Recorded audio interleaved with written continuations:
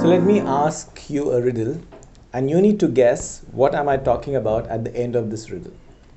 The riddle goes like this. I'm your constant companion.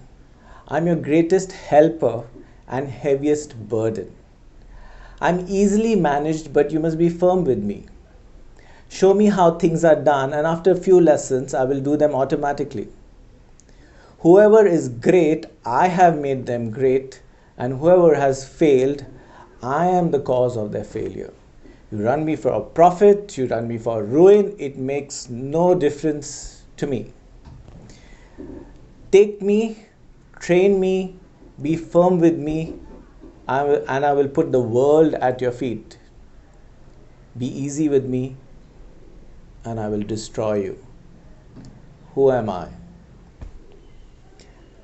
So when I ask this riddle in my classes, at the start of my classes, I get a variety of answers, and some of the answers that I get are the mind, the body, our behavior, our personality, a variety of questions, and all of them are right in their own way, but the answer for this riddle is I am a habit. Because we are nothing but the sum total of our habits. Our personality, our mind, our behavior are nothing but patterns of our habits. So we all know the difference between a good habit and a bad habit. I think it's fairly simple. Good habits, if I were to give you examples of good habits, then they would be getting up early in the morning, eating the right food, not postponing things, exercising. I mean, these are just the simple basic ones. And doing the opposite of that perhaps would constitute as bad habits. Yet we are unable to follow good habits. And why is that? So let me share an experiment that was done in Stanford University in the 1970s, and this is called the Marshmallow Test. And this tells you why we are unable to follow good habits. And what happened in this test? A child was put in a room and he was given a marshmallow. Marshmallow is a kind of a sweet. And an adult came into the room and told the child, who would be perhaps 5-6 years old, that if you do not eat this marshmallow for 15 minutes, I will come back and I'll give you 2 marshmallows. And if you eat it, then you don't get 2 marshmallows. And all of this was getting recorded. You can see this on video. You can search for this. Just search for the marshmallow test. And they saw that some children, they just couldn't contain themselves. As soon as the adult went out of the room, they gobbled the marshmallow. Some children struggled and they looked at the marshmallow, and it's quite funny. You must see the videos. And they lick the marshmallow and eventually they can't, and then they eat it. Very few of those children could contain themselves for 15 minutes, and they were rewarded with 2 marshmallows. Now, this is not really the interesting part of this test.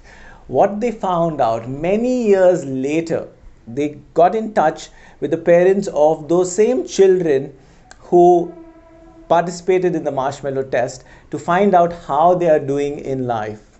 And they found out that these children who could control themselves, who could discipline themselves and not eat the marshmallow immediately, they were doing much better in their life in various parameters, whether it was to do with their health, whether it was to do with their relationships, whether it was to do with their work, finances.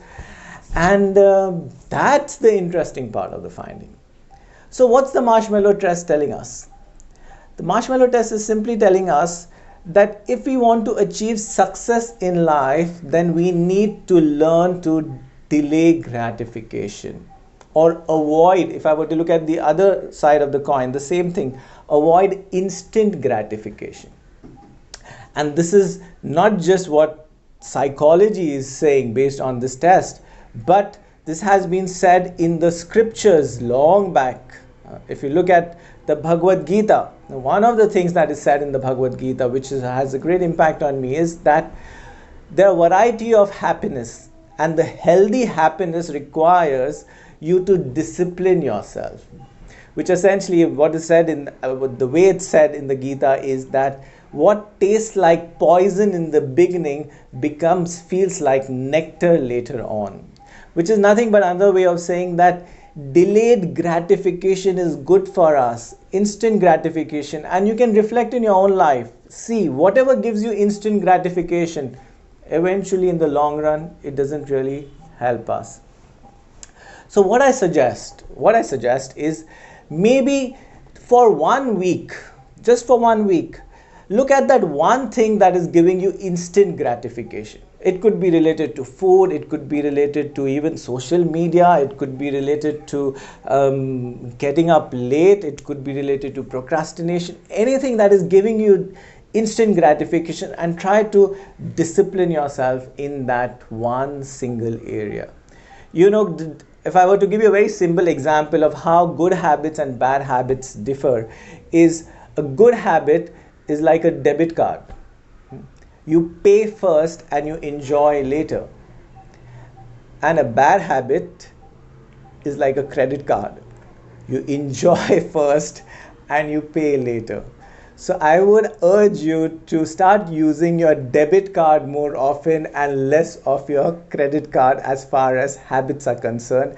And you will see, as you enhance good habits and avoid instant gratification, you will see your life transform slowly and gradually but surely. So that's it for now. Namaste. See you soon.